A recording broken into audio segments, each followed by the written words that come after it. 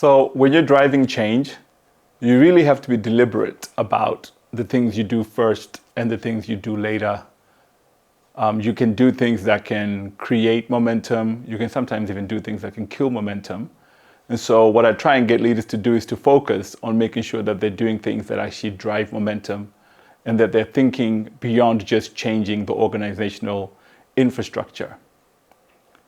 And so the way you drive momentum is you have to kind of push this flywheel of change that helps organizations sort of get to this moment where transformation is having traction within the organization.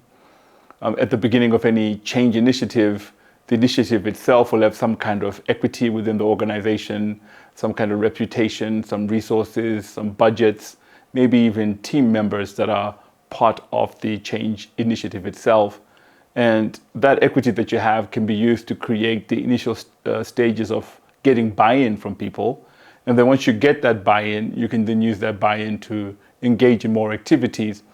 But those activities have to be leveraged to increase the equity of the initiative, so to create more momentum. Because the more legitimacy, the more credibility that you build, then you're far more likely to create more buy-in from the people in the organization that are paying attention to the work that you're doing. So that's what really matters when you're actually trying to drive change. So I've been thinking about this for a while and doing a little bit of research. And what I've learned is that in physics, momentum talks about the power of force an object has while it's actually moving, sort of how much oomph something has. And the formula for momentum is P equals mxv, right? And so that's like taking you back to school where we talk about, the momentum being mass times velocity. And mass is the weight behind an object, and velocity is how much speed it has and what direction it's actually moving in. And so the combination of all those things gives an object its momentum. So if you think about it, a car that weighs 1,000 kilograms but is moving at 3 miles per second has less momentum than a bicycle that weighs 135 kgs and is moving at 30 miles per second. But if that same car with its 1,000 kilograms is moving at 30 miles per second, now it has a lot of momentum, almost 10 times the momentum that the bicycle has. And so it really matters to really think about the combination of all these things. What is the equity in our initiative?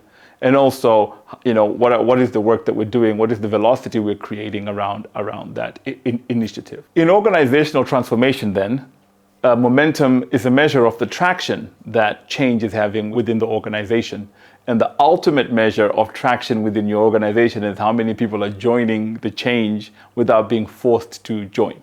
Right? How many people are volunteering to join? Because when you get to that moment where people are being attracted to join, then we say you've really created something that's attracting people, and so you have momentum. So in that context then, mass becomes the weight behind your idea, the equity behind the idea. The resources you have, the support you have. These are the things that are already in place and things that are giving weight to the idea, legitimacy and credibility to the initiative that you're driving. And then when we think about velocity, these are the activities that you're engaged in, the consistent actions that you're doing, and you're doing those things to kind of do them in real time, making decisions about how you can leverage those activities to actually create more mass, to create more legitimacy for the work that you're doing. So in your transformation initiative, mass would be things like leadership endorsements, whether you have budgets, or whether you already have a team in place. And then the velocity behind your initiative would be things like if you're running training workshops, if you're engaging leaders, or if you're creating prototypes. And so you can then see how all of these things can then combine to sort of become part of this flywheel where over time, more and more people are actually joining the initiative. And once you have that flywheel turning, we can then say that you've created momentum for change.